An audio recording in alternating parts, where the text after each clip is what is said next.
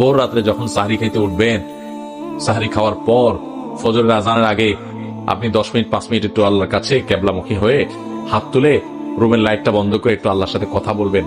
মানুষের সাথে বহুত কথা বলছেন, আল্লাহর সাথে একটু কথা বলে দেখেন।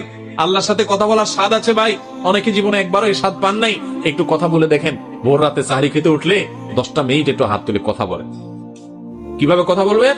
কথা বলবেন এইভাবে, ও আল্লাহ, কত গুনাহ আমি করেছি, কত পাপাচার আমি করেছি, মরতে আমার হবে, তোমার কাছে যাওয়া আমার লাগবে আল্লাহ, শয়তানের প্ররোচনা করেছি, এই রমজান মাস তুমি কত মানুষকে মাফ করে দাও।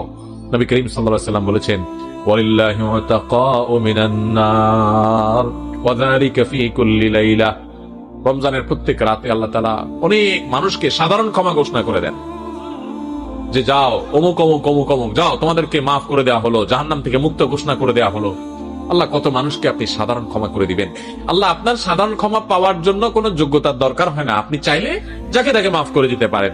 দুনিয়ার প্রেসিডেন্ট প্রধানমন্ত্রী চাইলে একটা দেশের যাকে তাকে যা খুশি তা দিয়ে দিতে পারে।